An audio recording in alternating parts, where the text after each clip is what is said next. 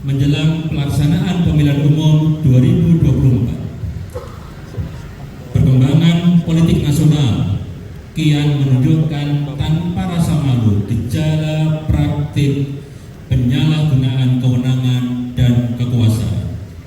Kekuasaan digunakan untuk kepentingan politik praktis sekelompok golongan dengan mengerahkan sumber daya negara. Demokrasi Indonesia kian tergerus dan mengalami kemunduran. Kondisi ini kian diperburuk dengan gejala pudarnya sikap kenegarawanan dari Presiden Republik Indonesia Joko Widodo.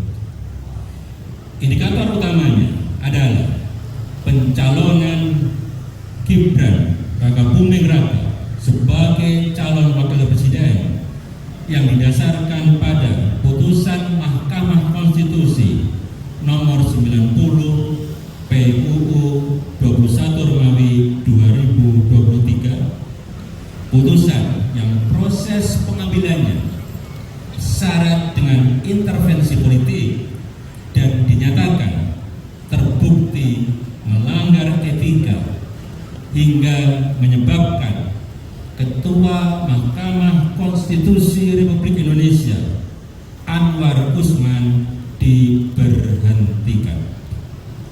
Gejala ini kian jelas ke permukaan saat Presiden Joko Widodo menyatakan ketidaknetralan institusi kepresidenan dengan membolehkan Presiden berkampanye dan berpihak.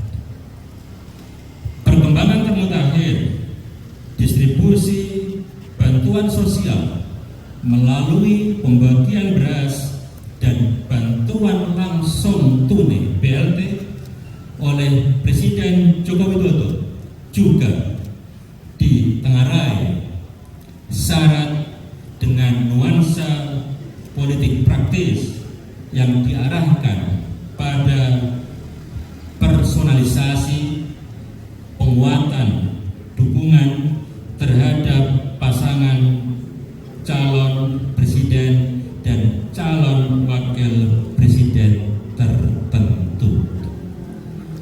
Mobilisasi aparatur negara untuk kepentingan dukungan terhadap pasangan calon tertentu adalah tindakan melanggar hukum sekaligus melanggar konstitusi. Situasi di atas menjadi bukti Indonesia sedang mengalami darurat kenegarawanan yang bisa berujung pada ambruknya sistem hukum dan demokrasi. Menanggapi hal itu, Sivitas Akademika Universitas Islam Indonesia menyatakan: 1. Mendesak Presiden Joko Widodo untuk kembali menjadi teladan dalam etika dan praktek kenegarawanan dengan tidak memanfaatkan institusi kepresidenan untuk memenuhi kepentingan politik keluarga melalui keberpihakan pada salah satu pasangan calon presiden, calon wakil presiden.